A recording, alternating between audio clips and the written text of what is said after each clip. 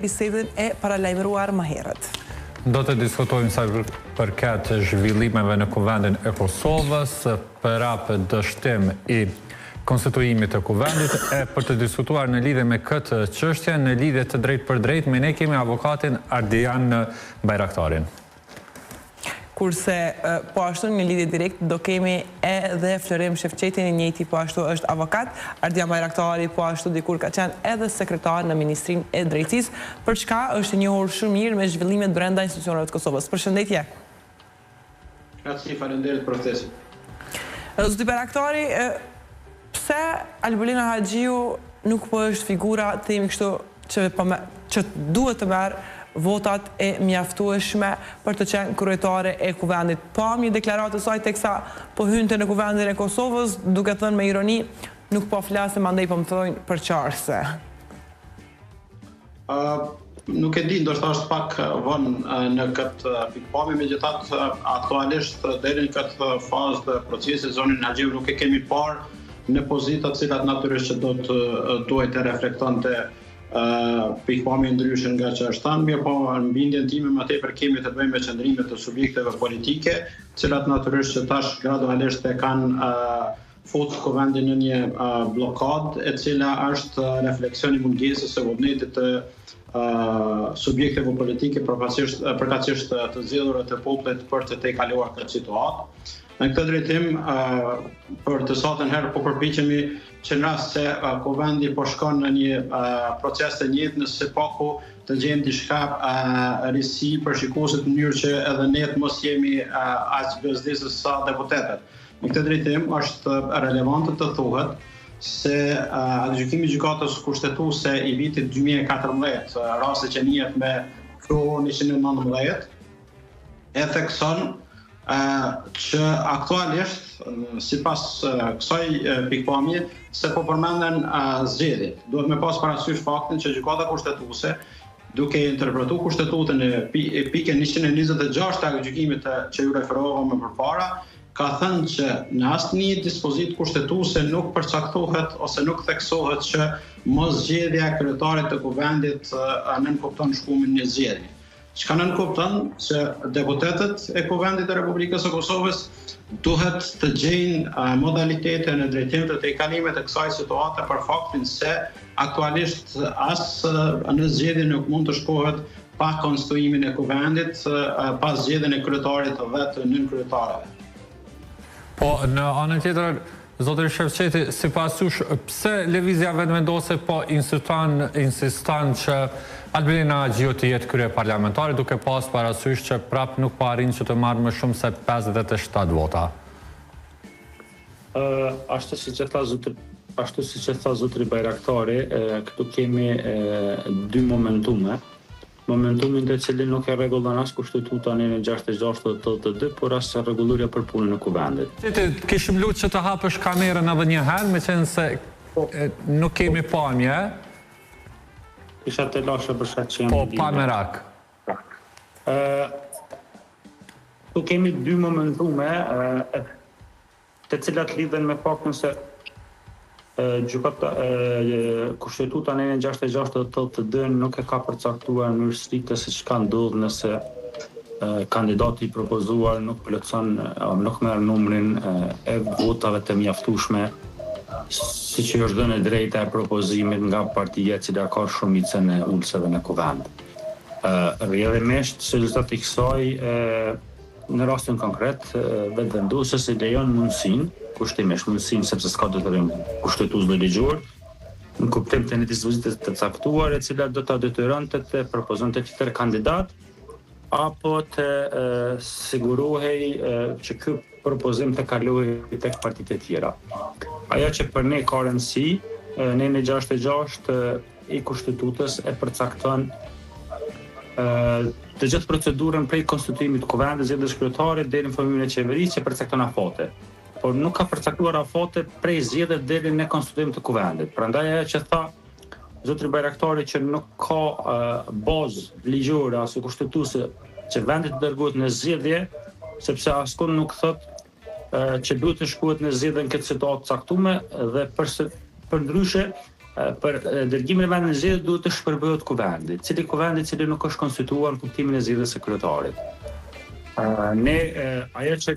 Ajo që ne konsiderojmë në rastin konkret kushtetuta e ka përcaktuar që partia që ka shumicën mund të propozoj zgjedhjen e kryetarit të kuvendit, por nuk ka ndaluar që këtë propozim ta bëjnë asnjë parti tjetër. Nuk kemi societet kisha lut prapë e kam rregullu kam. Po, po kemi të loshe. Kushtetuta nuk e ka të ndaluar që ky propozim në rast të dështimit nga subjekti kryesor të kalohet në propozime edhe nga partitë e tjera. Thjesht nuk e ka përcaktuar mundësi, por në situatën kur nuk ka përcaktuar dërgimin në zgjedhje, s'mund të ketë shpërbërje të kuvendit, atëherë me gjos do duhet të kërkojë ndonjë interpretim që të lejohej mundësia e propozimit edhe nga deputetët e tjerë të ndonjëri nga deputetët për kryetar të kuvendit. Situatë, kush mund ta kërkojë këtë interpretim edhe a është momentumi i duhur që të bëhet kjo gjë? Shikoni, kjo çështja e momentumit më tepër është politike, me që ne shohim ne kushtimisht themi në stabilitet në kuptim të themelimit të respektive zgjedhjes të kryetarit, por e cila ka sjellën në situatë të mungesës edhe të hyrjes në afate për zgjedhjen e mandatarit të qeverisë. Në këto dy rrethona, normalisht cili do grup parlamentar që ka interes, mendoj që do duhet të kërkojë një interpretim edhe nga fakti i vendosjes së praktikës apo kësaj zbrazësie, e cila nuk lejon pafundësisht, sepse në situatën aktuale nuk kemi afate caktuar mbrana të cilit mund të kërkohet asnjë veprim tjetër e as dërgimi në zgjedhje. Përveç vullnetit politik partive, nëse do të ketë përzgjedhje të reja, e çka nëse kjo nuk do të jetë, atë do të mbetet në një situatë çfarë kemi tani të pamundësisë së zgjedhjes. Zoti Bayraktari, pse po i kërkohet vazhdimisht nga partia fituese e zgjedhjeve të nënshkurtit, pse po i kërkohet në këtë rast partive të dyta dhe të treta që i bie të jenë opozita aktuale? Pse po i kërkohet që ata të jenë zgjidhja, të themi kështu, për emrin e zonjës Haxhiu për ta votuar? Unë kam përshtypjen që çështja kryesore ose pengesë kryesore është mungesa e numrave. Në të dyja, le të themi, taboret, po ti hedhim një shikim edhe në numrit të votave në vazhdimsi që po merren qoftë për qoftë kundër, po dëshmon që në një formë listën serbëndonëse deputet të zgjedhur e kanë përjashtuar si opsion të dyja taboret, për shka natyrisht që rezulton pastaj me mungesë të numrit të votave. Në këtë drejtim unë vlerësoj që është një tentativë për ndër të tjera për të blerë kohë në mënyrë që pastaj eventualisht kur të krijohen kushtet për me shku në zgjedhje që në bindjen time është opsioni më i keq i mundshëm, atëherë të gjendet një fajtor kujdestar se kinse për fajin e këtij ose atij subjekti politik vendit të shkon në zgjedhje. Duhet me pas parasysh faktin që situatat e tilla bllokuese jo vetëm kushtetuta jonë, mirë po asnjë kushtetutë e vendit nuk mund të parasheh me kaq saktësi, prandaj edhe gjykimet e gjykatës kushtetuese si ai viti 2014, po ashtu ai viti 2020 i detyrojnë të zgjedhurit e popullit, deputetët e kuvendit të Kosovës që të reflektojnë raport me vullnetin politik të qytetarëve dhe rrjedhimisht të gjejnë zgjidhje për ta tejkaluar situatën. Në refleksion të çështjes së interpretimit, unë vlerësoj që ka ardhur koha ndoshta që të testohet gjykimi i gjykatës kushtetuese i vitit 2014, në rast se i njëjti analizohet edhe në prizmin e gjykimit të vitit 2020 për sa i përket çështjes së mandatarit, ajo këtu në të dyja situatat nuk e përcaktoi mundësinë e bllokimit. Parashohin le të themi dispozita ose privilegjet e mjaftueshme për subjektin politik fitues, qoftë edhe fituesin relativ të zgjedhjeve, siç është rasti konkret, mirë po jo deri në atë shkallë sa që të bllokohet. Dhe në këtë drejtim, siç e kam thënë, prej vitit 2018 e ka ndërtuar Gjykata Kushtetuese nuk merret më me shqyrtimin e pyetjeve pavarësisht nga ana e kujdo qofshin ato që adresohen në cilësitë e palëve të autorizuara. Prandaj vlerësoj që është mungesë e numrave, sepse sikur të kishte numra tabore të tjera, mund ta propozonin një kandidat tjetër, në mënyrë që pastaj të shkohet në Gjykatë Kushtetuese për të vlerësuar nëse eventualisht subjekti politik fitues me të drejtë ekskluzive për ta propozuar kandidatin për kryetar të kuvendit, kryetare në rastin konkret, e ka konsumuar mjaftueshëm mundësinë, privilegjin ose të drejtën e saj për ta propozuar dhe rrjedhimisht se rezultati i disa insistimeve të njëpasnjshme është dashur me vepru ndryshe për me zhblloku situatën. Megjithatë, pavarësisht që kolegu juaj Lidoni e tha që nga zyra e presidentes kanë thënë që aktualisht nuk mund të involvohen, megjithatë vlerësoj që pafundësisht nuk mund të shkohet edhe heshtja në këtë formë e presidentes, për faktin se gradualisht tashmë dihet jemi futur në blokadë të kuvendit, përkatësisht mos funksionim të tij, e do të pas parasysh faktin që është detyrë, është përgjegjësi e presidentes së vendit sipas nivellit 84 paragrafi 2, që me u përkujdes që institucionet kushtetuese në këtë rast kuadër cilave hyn edhe kuvendi me kry punën sipas dispozitave dhe obligimeve kushtetuese. Prandaj në ditët në vazhdim pas reflektimin edhe të institucionit të presidentit për faktin që aktualisht në nivel vendi prej institucioneve të larta shtetërore është i vetmi institucion me mandat kushtetues edhe legal edhe legjitim, prandaj vlerësoj që do duhej e njëjta të ndërmarr iniciativë për të kalimin e kësaj situate. Të themi kështu, kur lëvizja vetëvendosje nuk tenton që të bëjt, themi kështu, një bashkëpunim paraprak për të siguruar numrat në kuvend, në anën tjetër kemi opozitën e cila në vazhdimsi thotë që nuk është përgjegjësia jona që t'ja bëjmë numrat Albin Kurtit për ta bërë Alberina Haxhiun kryetare të kuvendit, apo përkthehet, themi kështu, në çështje vote elektorale, duke ditur që nga të dy palët është deklaruar që janë të gatshëm të shkojnë në zgjedhje.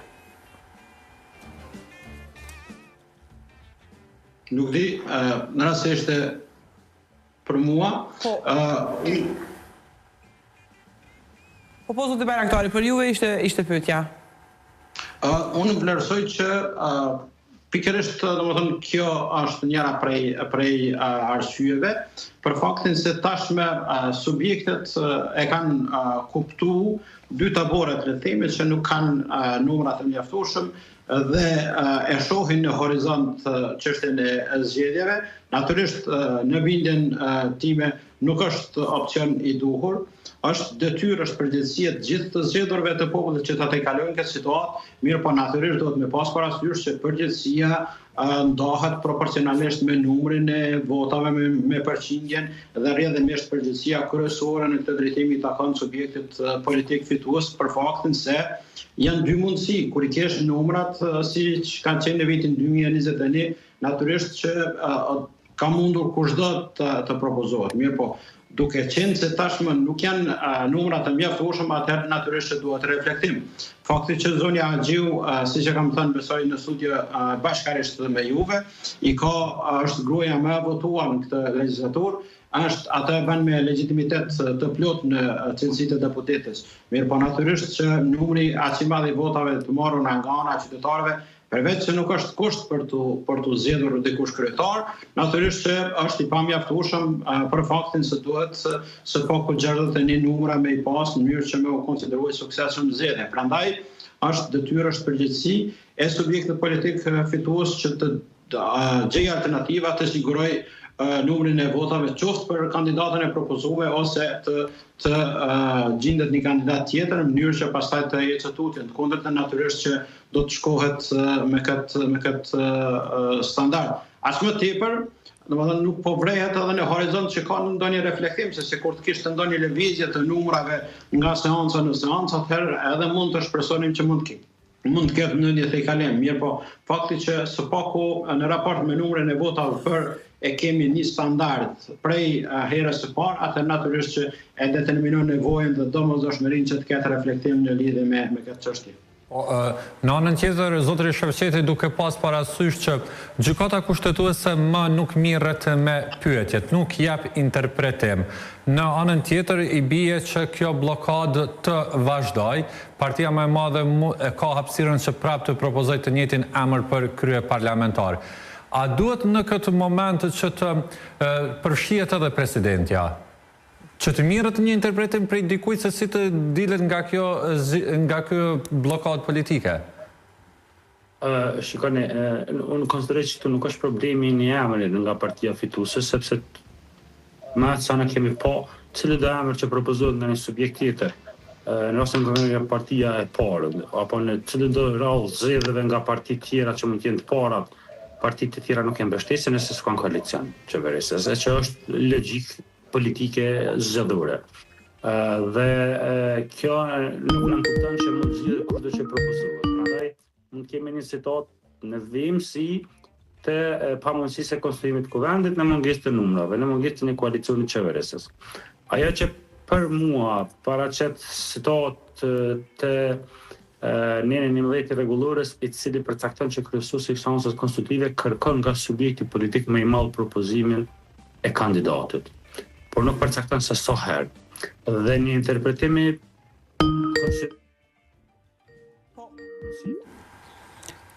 duket që ka probleme Shevqeti, ndërkohë me zotin Bayraktari.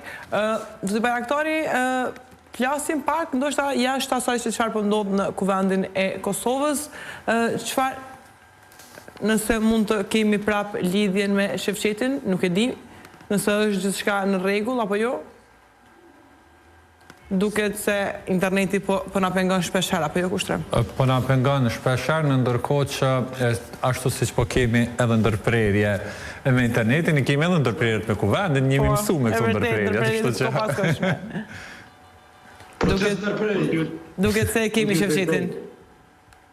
Po më pyet dëgjoj, nuk e di apo më dëgjon. Po ju dëgjojmë që duke thënë lirisht mund të vazhdoni.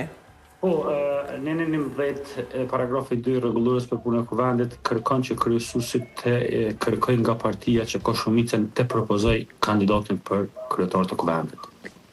Kjo dispozit nuk përcakton mundësi që i njëjti të mos kërkojë nga partitë e tjera apo nga cili do antari i kuvendit, sepse nuk e ndalon. Nuk thotë që zgjedhja e kryetarit të kuvendit mund të bëhet ekskluzivisht nga partia fituese, po thotë kërkon nga partia fituese. Dhe në një momentum të caktuar, sikur kryesuesi i kuvendit kërkonte nga partitë e tjera, dhe ata të propozojnë këtë kuvend dhe të zgjidhej, do të lindte një momentum që partia fituese me domos do të dërgonte në gjykatë kushtetuese se a është e lehtëshme apo nuk është një pozicionim i tillë. Duke qenë se nuk është ndaluar, shprehjesh nuk është e lejuar, por vlen ai parimi i përgjithshëm ligjor dhe kushtetues. Së dyti, kjo do të ishte vetëm një mundësi, ndoshta edhe në arsyetimin, sepse ne mund të kemi 10 herë 20 radhë të dështimit të zgjedhjes së kryetarit të kuvendit. S'kemi mundësi të dërgimit vendit zgjedhje pa marrëveshje politike, sepse s'kemi hyrë ato afatet ku presidentja ka të drejtë të kërkojë shpërbërjen e kuvendit, sepse se kemi një kuvend konstitucional, sepse se kemi kryetar.